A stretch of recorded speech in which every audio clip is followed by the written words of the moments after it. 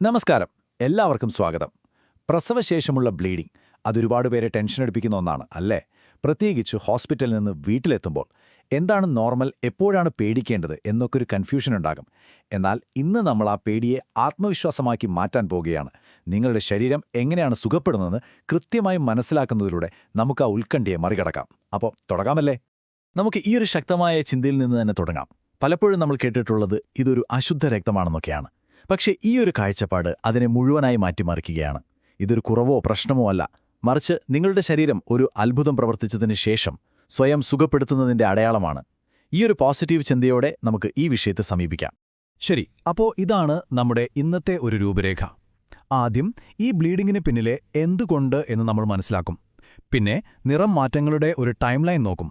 അതിനുശേഷം നിങ്ങൾക്ക് സ്വയം നിരീക്ഷിക്കാൻ കഴിയുന്ന 5 സുരക്ഷാ മാനദണ്ഡങ്ങൾ നമ്മൾ പഠിക്കും. പിന്നെ കുറേ തെറ്റിദ്ധാരണകൾ മാറ്റി ശരിയായ കാര്യങ്ങൾ എന്താണെന്ന് നോക്കും. അവസാനം ഏറ്റവും പ്രധാനപ്പെട്ടത് എപ്പോഴാണ് തീർച്ചയായും ഡോക്ടറെ കാണേണ്ടതെന്നും ചർച്ച ചെയ്യും. അപ്പോൾ നമ്മുടെ ആദ്യത്തെ ഭാഗം, എന്താണ് യഥാർത്ഥത്തിൽ നിങ്ങളുടെ ശരീരത്തിനുള്ളിൽ സംഭവിക്കുന്നത്?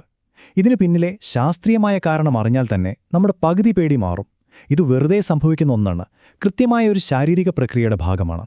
ഇതൊന്ന് സങ്കൽപ്പിച്ചു നോക്കൂ.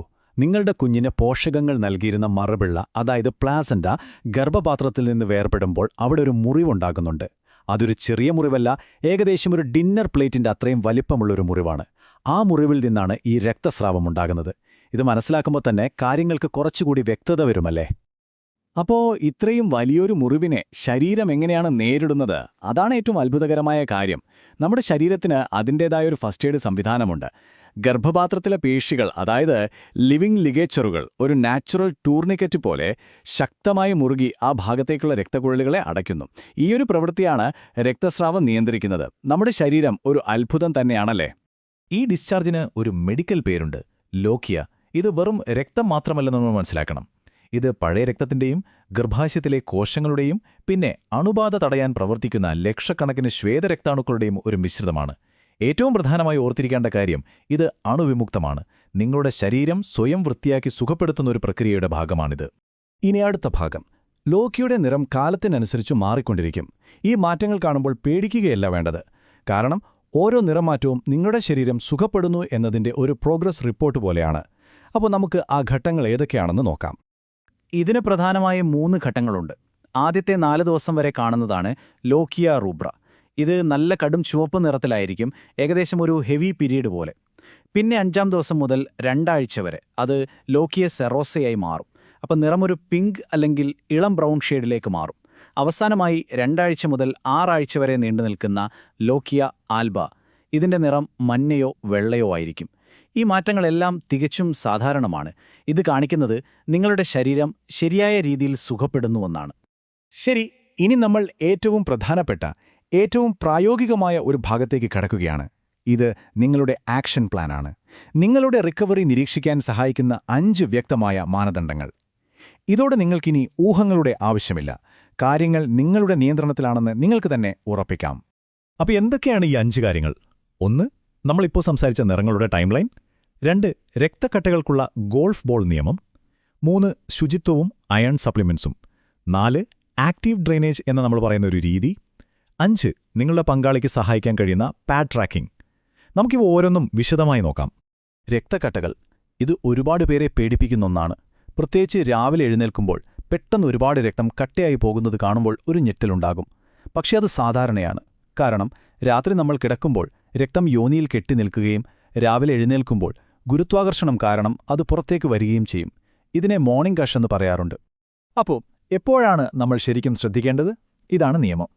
ചെറിയ കട്ടകൾ, അതായത് ഒരു മുന്തിരിയുടെയോ ചെറിയൊരു കോയിന്റെയോ വലുപ്പമുള്ളവ തികച്ചും നോർമലാണ്. പക്ഷേ ഒരു ഗോൾഫ് ബോളിന്റെയോ അല്ലെങ്കിൽ ഒരു ചെറിയ നാരങ്ങയുടെയോ വലിപ്പത്തേക്കാൾ വലിയ കട്ടകളാണ് നിങ്ങൾ കാണുന്നതെങ്കിൽ തീർച്ചയായും ഡോക്ടറെ വിളിക്കണം. ഇത് ഓർത്തുവയ്ക്കാൻ വളരെ എളുപ്പമുള്ളൊരു കാര്യമാണ്. അടുത്തത് ശുചിത്വവും ശരീരത്തിലെ അയൺ നില മെച്ചപ്പെടുത്തലുമാണ്. ഇത് വളരെ പ്രധാനപ്പെട്ടതാണ്. ഒന്നാമതായി, പാഡ് നിറഞ്ഞിട്ടില്ലെങ്കിലും ഓരോ 4 മണിക്കൂർ കൂടുമ്പോഴും മാറ്റുക. അണുബാധ തടയാൻ ഇത് അത്യാവശ്യമാണ്. പ്ലാസ്റ്റിക് മെഷുള്ള പാഡുകൾ ഒഴിവാക്കുന്നത് നല്ലതാണ്. രണ്ടാമതായി, നിങ്ങളുടെ അയൺ, കാൽസ്യം ഗുളികകൾ കുറഞ്ഞത് 3 മുതൽ 6 മാസം വരെ തുടരുക. പ്രസവശേഷമുള്ള ക്ഷീണവും വിഷാദവുമൊക്കെ ഒഴിവാക്കാൻ ഇത് സഹായിക്കും. ഒരു ചെറിയ ടിപ്പ്: അയൺ ഗുളിക, വിറ്റാമിൻ സി അടങ്ങിയ നാരങ്ങാവെള്ളത്തിന്റെ കൂടെ കഴിക്കുന്നത് ശരീരം അത് വലിച്ചെടുക്കാൻ സഹായിക്കും. പാലിന്റെ കൂടെ കഴിക്കരുത്. ഇനി പറയാൻ പോകുന്നത് പലരും കേട്ടുവളർന്ന പരമ്പരാഗത ഉപദേശങ്ങൾക്ക് എതിരാണ്. 40 ദിവസം മുറിയിൽ അനങ്ങാതെ കടക്കുക എന്നുള്ളത് മെഡിക്കലായി പറഞ്ഞാൽ അത് ശരിയല്ല, ചിലപ്പോൾ അപകടകരവുമാണ്. ഇത് അണുബാധയ്ക്കും കാലുകളിൽ രക്തം കട്ടപിടിക്കുന്ന DVT പോലുള്ള ഗുരുതരമായ അവസ്ഥകൾക്കും കാരണമാകും. പുതിയ മെഡിക്കൽ നിർദ്ദേശം ആക്റ്റീവ് ഡ്രെയിനേജാണ്. അതായത് ഓരോ കുറച്ചു മണിക്കൂറുകൾ കൂടുമ്പോഴും 10-15 മിനിറ്റ് പതുക്കെ നടക്കുന്നത് ഗർഭപാത്രത്തിൽ നിന്ന് സുരക്ഷിതമായി സ്രവങ്ങൾ പുറന്തള്ളാൻ സഹായിക്കും. അപ്പോൾ ചെറിയ ചലനങ്ങൾ വളരെ നല്ലതാണ്. ശരി, ഇനി നമുക്ക് ചില മിഥ്യാധാരണകളെ പൊളിച്ചെടുക്കാം. പ്രസവത്തെക്കുറിച്ച്, പ്രത്യേകിച്ച് പ്രസവശേഷമുള്ള കാര്യങ്ങളെക്കുറിച്ച് ഒരുപാട് തെറ്റായ ധാരണകൾ നമ്മുടെ നാട്ടിൽ പ്രചാരത്തിലുണ്ട്. പലപ്പോഴും നല്ല ഉദ്ദേശത്തോടെ പറയുന്നതാണെങ്കിലും അതിൽ ശാസ്ത്രീയമായ അടിസ്ഥാനം ഉണ്ടാകണമെന്നില്ല. നമുക്ക് മിഥ്യയും യാഥാർത്ഥ്യവും തമ്മിൽ വേർതിരിച്ചറിയാം. ഒന്നാമത്തെ മിഥ്യാധാരണ: ഈ രക്തം അശുദ്ധമാണ്, അതുകൊണ്ട് ചുക്ക്, കുരുമുളക് പോലുള്ള ചൂടുള്ള സാധനങ്ങൾ കഴിച്ച് അതിനെ പുറന്തള്ളണം എന്നത്. യാഥാർത്ഥ്യം എന്താണ്? നമ്മൾ നേരത്തെ മനസ്സിലാക്കിയതുപോലെ ലോക്കി അണുവിമുക്തമാണ്. അതൊരു ഹീലിംഗ് പ്രോസസ്സിന്റെ ഭാഗമാണ്. ശരീരത്തിൽ ചൂട് കൂട്ടി ബ്ലീഡിംഗ് വർദ്ധിപ്പിക്കാൻ ശ്രമിക്കുന്നത് അമിത രക്തസ്രാവത്തിന് കാരണമായേക്കാം. അത് വളരെ അപകടകരമാണ്. ശരീരം അതിന്റെ ജോലി ചെയ്തോളും. നമ്മൾ അതിനെ ഇങ്ങനെ സഹായിക്കേണ്ട ആവശ്യമില്ല. അടുത്തൊരു പേടി: ബ്ലീഡിംഗ് നേരത്തെ നിന്നാൽ ചീത്ത രക്തം ഉള്ളിൽ കെട്ടിക്കിടക്കുമെന്നത്. സത്യത്തിൽ ബ്ലീഡിംഗ് നേരത്തെ നിൽക്കുന്നത് വളരെ നല്ല കാര്യമാണ്. അതിനർത്ഥം നിങ്ങളുടെ ശരീരം വളരെ വേഗത്തിൽ സുഖപ്പെടുന്നുവെന്നാണ്. ഓരോരുത്തരുടെയും ശരീരം വ്യത്യസ്തമാണ്. നിങ്ങൾക്ക് പനിയോ കഠിനമായ വയറുവേദനയോ ഇല്ലെങ്കിൽ ബ്ലീഡിംഗ് നേരത്തെ നിന്നാൽ സന്തോഷിക്കുകയാണ് വേണ്ടത്. മൂന്നാമത്തെ വലിയ മിഥ്യാധാരണ: പ്രസവിച്ച ഉടനെ വയറ് മുറുക്കി കെട്ടുന്നത് ചീത്ത രക്തം പുറത്തുപോകാനും വയറ് കുറയാനും സഹായിക്കുമെന്നത്. യാഥാർത്ഥ്യമെന്തെന്നാൽ വയർ അതിശക്തമായി മുറുക്കുന്നത് വയറിനുള്ളിൽ വലിയ മർദ്ദമുണ്ടാക്കും. ഇത് നിങ്ങളുടെ പെൽവിക് ഫ്ലോർ പേശികളെ താഴേക്ക് തള്ളുകയും ഭാവിയിൽ ഗർഭപാത്രം ഇറങ്ങിവരുന്നതിനും മൂത്രം നിയന്ത്രിക്കാൻ കഴിയാത്ത അവസ്ഥയ്ക്കും കാരണമായേക്കാം.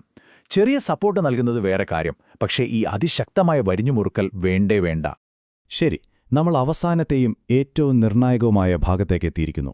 ഒരു സംശയത്തിനുമിടയില്ലാതെ എപ്പോഴാണ് നിങ്ങൾ ഉടനടി വൈദ്യസഹായം തേടേണ്ടത്? ഈ അപകടസൂചനകൾ, അതായത് റെഡ് ഫ്ലാഗുകൾ, എല്ലാവരും വ്യക്തമായി അറിഞ്ഞിരിക്കണം. ഞാൻ നിങ്ങളോട് ഒരൊറ്റ നമ്പർ ഓർമ്മിച്ചു വെക്കാൻ ആവശ്യപ്പെടുകയാണ്. വെറും ഒരു നമ്പർ. നമ്മളിന്ന് ചർച്ച ചെയ്ത എല്ലാ കാര്യങ്ങളിലും വെച്ച് ഒരുപക്ഷെ ഏറ്റവും പ്രധാനപ്പെട്ട, നിങ്ങളുടെ ജീവൻ രക്ഷിക്കാൻ വരെ സഹായിച്ചേക്കാവുന്ന ഒരു അറിവാണിത്. ആ നമ്പർ 1 ആണ്. 1 എന്നതുകൊണ്ട് ഉദ്ദേശിക്കുന്നത് ഇതാണ്: 1 മണിക്കൂറിൽ 1 പാഡ് എന്ന നിയമം. അതായത് കട്ടിയുള്ള ഒരു മെറ്റേണിറ്റി പാഡ് 1 മണിക്കൂറോ അതിൽ കുറഞ്ഞ സമയം കൊണ്ടോ പൂർണ്ണമായി നനഞ്ഞു കുതിരുകയാണെങ്കിൽ അതൊരു മെഡിക്കൽ എമർജൻസിയാണ്. ഇത് തുടർച്ചയായി 2 മണിക്കൂർ സംഭവിച്ചാൽ ഡോക്ടറെ വിളിക്കുകയല്ല വേണ്ടത്, നേരെ എമർജൻസി റൂമിലേക്ക് പോകണം. ഇത് അമിത രക്തസ്രാവത്തിന്റെ ഏറ്റവും പ്രധാനപ്പെട്ട ലക്ഷണമാണ്. ഈയൊരു മണിക്കൂർ ഒരു പാഡ് നിയമം കൂടാതെ മറ്റു ചില അപകട സൂചനകൾ കൂടിയുണ്ട്.